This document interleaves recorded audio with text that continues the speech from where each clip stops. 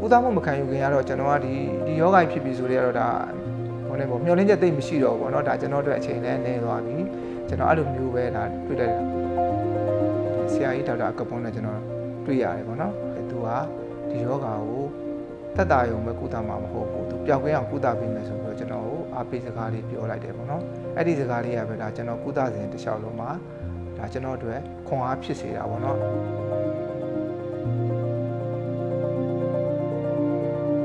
ကျွန်တော်နာမည်ကဥတုရအောင်လို့ခေါ်ပါတယ်ရန်ကုန်မှာရန်ကုန်လှိုင်းသားရမှာနေပါတယ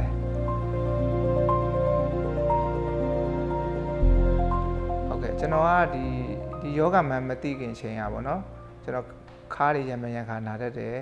ပြီးရင်လက်ဖွားတွေပူတယ်အဲ့ဒါတွေပြီးတဖြည်းဖြည်းနဲ့ကျွန်တော်ဒီအိတ်ခန့်နေတွေမှာဆိုလို့ရှိရင်အိတ်မပြော့တပြော့လေးချိန်မှာရှောင်တယ်ပေါ့နော်ပြီးလို့ရှိရင်တရေနိုးတဲ့အချိန်မှာကျွန်တော်ချွေးတွေရမ်းထွက်တယ်အဲ့ဒီဟာတွေပြီးတဖြည်းဖြည်းနဲ့ကျွန်တော် ultra sound တွေဘာတွေတွားရတဲ့အချိန်မှာကျွန်တော်တရေရွက်ကအရန်ကြီးလာတယ်နောက်သွေးတွေစစ်တဲ့အချိန်မှာသွေးဖြူတွေကအရန်များလာတယ်ပေါ့နော်နောက်ခြေသလုံးမှာလည်းကျွန်တော်အဆက်ကလေးတွေပေါ်လာတယ်အဲ့ဒါနဲ့ပဲကျွန်တော်တို့ရက်ကွက်ကကျွန်တော်တို့ရဲ့မိသားစုဆရာဝန်လေးကသွေးဆရာဝန်နဲ့ပြကြည့်ပါဆိုပြီးတော့အကြံဉာဏ်ပေးတယ်အဲ့ဒါနဲ့ပဲကျွန်တော်သွေးဆရာဝန်နဲ့ပြတဲ့အချိန်မှာဆရာဝန်ကြီးကယူရင်းရှင်စီစစ်ဖို့လိုတယ်ဆိုပြီးတော့ကျွန်တော်ကိုယူရင်းရှင်စီစစ်ပါတယ်အဲ့ဒီမှာပဲကျွန်တော်တို့ပြင်းထန်သွေးကင်ဆာဖြစ်နေပြီနောက်ပြီးတော့ကျွန်တော်ယူရင်းရှင်စီလဲတဲ့အထီကိုကုသရမယ်လို့ဆရာဝန်ကြီးကပြောပါတယ်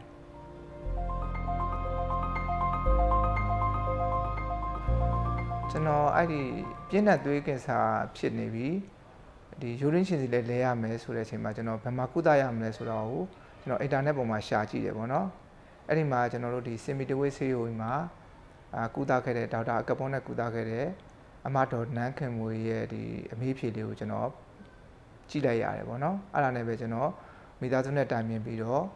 ့ဒီစင်မီတဝေးမှာဆရာကြီးဒေါက်တာကပွန်နဲ့ကုသမယ်လို့ဆုံးဖြတ်ပြီးတော့ကျွန်တော်တို့အမြန်ဆုံးဒီဘန်ကောက်ကိုလာခဲ့ပါတယ်ကျွန်တော်ဒီစင်မီတဝေးဆေးရုံရောက်ချင်းမှာဒီဆရာကြီးဒေါက်တာကပွန်နဲ့ကျွန်တော်တွေ့ရတယ်ပေါ့နော်နောက်ပြီးတော့ဆရာကြီးကတခါတည်းပဲကျွန်တော်နဲ့ကျွန်တော်ရဲ့မိသားစုကိုသူအားပေးစကားလေးပြောတယ်သူကဒီယောဂါကိုတက်တာယုံပဲကုသမှာမဟုတ်ဘူးသူပျောက်ကင်းအောင်ကုသပေးမယ်ဆိုပြီးတော့ကျွန်တော်ကိုအားပေးစကားလေးပြောလိုက်တယ်ပေါ့နော်အဲ့ဒီစကားလေးကပဲဒါကျွန်တော်ကုသစဉ်တစ်လျှောက်လုံးမှာဒါကျွန်တော်တို့ခွန်အားဖြစ်စေတာပေါ့နော်အဲ့ဒီကုသမှုတစ်လျှောက်လုံးကိုဒီစကားလေးနဲ့ပဲကျွန်တော်ကောင်းမွန်ဆုံးဖြတ်တန်းခဲ့ရတယ်ပေါ့နော်ဒီနောက်ကုသမှုပိုင်းတွေမှာတော့ဒီဆရာကြီးရဲ့စောင့်ရှောက်မှုအပိုင်းတွေမှာဆိုလို့ရှိရင်ဆရာကြီးကဒီနေ့တော့ဗာဆေးတွေသွင်းပြီးဒီဆေးတွေကဘာအတွက်သွင်းတယ်နောက်ဘယ်နှစ်ရက်နေဘယ်လိုခံစားရမလဲအဲ့တော့မကြောက်ဖို့ဆိုပြီးအဲ့လိုမျိုးကြိုပြောတဲ့အတွက်ကိုကျွန်တော်အနေနဲ့ကလည်းဒီဆေးကြောင့်ဒီလိုမျိုးတစ်ခုခံစားရပြီဆိုလို့ရှိရင်ကျွန်တော်အနေနဲ့ကထိတ်လန့်နေတာမဖြစ်ဘဲနဲ့ဒီဟာကိုကောင်းကောင်းကျွန်တော်ရင်ဆိုင်နိုင်တယ်ပေါ့နော်ဒါကလည်းဆရာဝန်ကြီးပိုင်းပေါ့နောက်ဆရာဝန်ပြီးတော့ကျွန်တော်တို့ဒီတူနာပြုအပိုင်းတွေမှာဆိုလို့ရှိရင်လည်းတူနာပြုတွေကဆရာဝန်ရှိနေစဉ်ရောဆရာဝန်မရှိတဲ့နောက်ပိုင်းမှာပါဒါဟိုလူနာနဲ့အမြဲတမ်းသူကအမြဲတမ်းရှိတယ်လူနာဘာဖြစ်နေသလဲလူနာဘာတွေတိုးပြီးတော့ခံစားလဲဆိုတော့သူကအမြဲတမ်းဆရာဝန်ကြီးနဲ့အချိတ်ဆက်လုပ်ပြီးတော့လိုအပ်တာတွေကိုထပ်ပြီးတော့ချိတ်ဆက်ဆောင်ရွက်ပေးပါတယ်တချို့နေ့တွေဆိုလို့ရှိရင်ဒါကျွန်တော်ကြုံတွေ့ရတဲ့နေ့တွေပေါ့နော်ဒီဆေးတွေကအရင်ပြင်းတဲ့နေ့တွေရှိတယ်အဲ့လိုနေ့မျိုးတွေမှာဆိုရင်တနေ့လုံးဒီမှာအပူတွေတက်နေရတာအဲ့လိုမျိုးနေ့မျိုးတွေကဒါကျွန်တော်ကြုံခဲ့ရတယ်ပေါ့နော်အဲ့လိုနေ့မျိုးတွေဆိုရင်တရားတူနာပြုတ်တွေဆိုတာ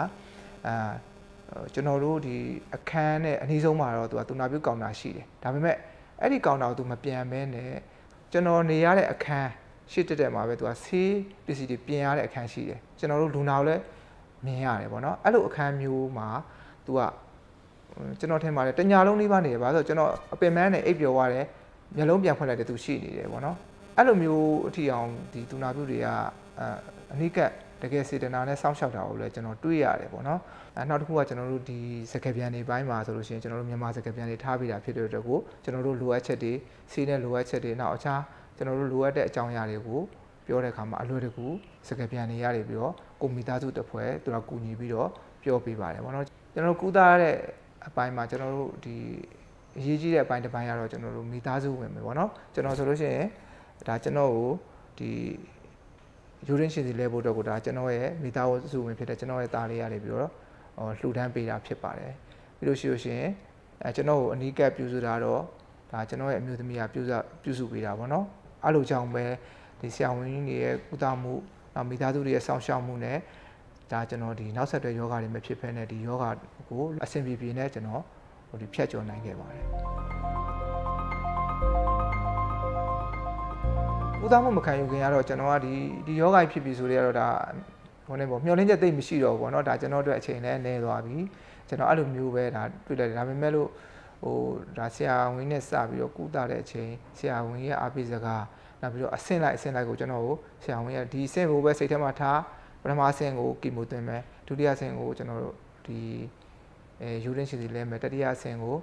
ယူရင်းရှင်စီလဲပြီးနောက်ပိုင်းဖြစ်တတ်တဲ့ဒီယောဂတွေကိုဟိုတေချာစောင့်ရှောက်သွားမယ်ဒီ၃ပိုင်းနဲ့ပဲကျွန်တော်ကိုတစ်ဆင့်ချင်းတစ်ခုအောင်မြင်သွားပြီးနောက်တစ်ခု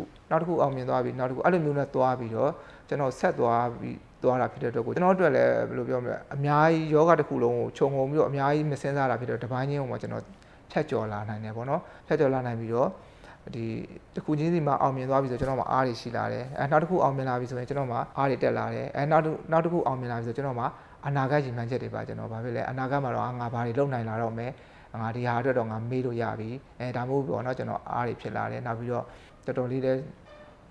ဝမ်းသာလာတယ်ပေါ့နော်အဲ့လိုမျိုးပြောရမှာပေါ့ကုသပေါ်ပြီးဒါတွေကပျောက်သွားပြီးဒီဆေးရုံကဆင်းပေးလိုက်ပြီပေါ့ဒါပေမဲ့ကျွန်တော်က follow up နောက်ထပ်ဆင်းအနေနဲ့2လလောက်စောင့်ကြည့်ဖို့လိုတယ်ဆိုတော့ကျွန်တော်ကိုဒီအပြင်မှာဒီဆေးရုံကစီစဉ်ပေးတဲ့အဆောင်မှာကျွန်တော်တို့တက်တာတယ်ပေါ့နော်တက်တာတဲ့အဆောင်မှာပဲကျွန်တော်ကိုအဲ့မှာငှားနေပါဆေးရကိုတော့တစ်ပတ်တစ်ချိန်ပေါ့လိုရတယ်ပြရတယ်ပေါ့ဒီဆေးရုံရဲ့ဒီတူနာပြုတ်ကရုနဲ့ကျွန်တော်ချိတ်ပေးထားတယ်ကို့မှာဘာထူးခြားလဲထူးခြားပြီဆိုတာနဲ့ချက်ချင်း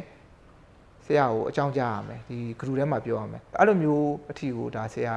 ဂရုစိုက်တာပေါ့နော်ကျွန်တော်ကတော့အဲ့ဒါတွေကတော့ကျွန်တော်တို့တော့တော်တော်အမှတ်တရဖြစ်စေပါတယ်ဥဒပြီးနောက်ပိုင်းမှာလည်းဒါဆရာရဲ့ဒါဒူနာပေါ်မှာအများတိုင်းရှိနေတဲ့စိတ်ထားပေါ့နော်အဲ့လိုမျိုးတွေပါပဲကျွန်တော်ကအများတိုင်းအားကြောင့်မို့ကျွန်တော်ကုသပြီးတဲ့ဆရာကြီးဒေါက်တာကပ်ပွန်နဲ့ဒီဒူနာပြုတ်ဖွဲ့တွေနောက်ကျွန်တော်အဖက်ဘက်ကတွေပြီးတော့စောင့်ရှောက်ပေးတဲ့အားလုံးပေါ့ကျွန်တော်အများတိုင်းကျွန်တော်ဘာသာအနေနဲ့ဆိုတော့ကျွန်တော်အများတိုင်းမေတ္တာပို့တယ်ပေါ့နော်မေတ္တာပို့တယ်အများတိုင်းသူတို့အကြောင်းလေးတွေတွေ့ပြီးကြမ်းမှချမ်းသာပါစေအများတိုင်းမေတ္တာပို့မှုတွေပေါ့နော်ဘာကြောင့်လဲဆိုတော့ကျွန်တော်ရှင်ထဲမှာဟိုကဒါအများတိုင်းဒါလေးကခံစားနေရတယ်ပေါ့နော်ကျွန်တော်လိုမျိုးပေါ့နော်အစာအုပ်ပိုင်းလက္ခဏာတွေတွေ့ရတယ်အဓိကတော့သွေးမအုပ်တွေအများများလာတယ်ပေါ့နော်သွေးပြူတွေအများများလာတယ်ပေါ့သွေးပြူတွေအများများပြီးတော့ဟိုဘေလုံးတွေကြီးလာတယ်ဒီလိုမျိုးလက္ခဏာတွေနောက်အဆက်ကလေးပေါ့ဒါမျိုးဆိုတော့ကျွန်တော်ကတော့အများဆုံးစစ်ဆေးစေချင်တယ်ပေါ့နော်စစ်ဆေးတဲ့အခါမှာကျွန်တော်လိုယောဂတွေဖြစ်လာပြီဆိုလို့ဖြစ်တယ်လို့ကိုကသိရပြီဆိုလို့ရှင်လဲဘာမှမစိုးရင်ပဲနဲ့ကုသမှုခံယူပါလို့ကျွန်တော်ကပြောချင်တယ်ပေါ့နော်ကျွန်တော်ကတော့ဒီကျွန်တော်လိုမျိုးဒီနိုင်ငံသားမှာကုသမယ်ကုသဖို့လဲဟိုအဆင်ပြေတယ်ဆိုလို့ရှိရင်တော့ကျွန်တော်ကဒီ Simitoe ဆေးရုံမှာဆရာကြီးဒေါက်တာကပွန်နဲ့တော့ကုစေချင်တယ်ကုန်ကြမ်းစိတွေကထိုက်တဲ့လောက်ရှိတယ်ဆိုပေမဲ့လို့လဲဒီကုန်ကြမ်းစိနဲ့တူညီတဲ့တန်ဖိုးอ่ะပေါ့နော်ကုန်ကြမ်းစိနဲ့မကတဲ့တန်ဖိုးอ่ะတန်ဖိုးတစ်ခုရပါတယ်လို့ပဲကျွန်တော်ကတော့ပြောချင်ပါတယ်ပေါ့နော်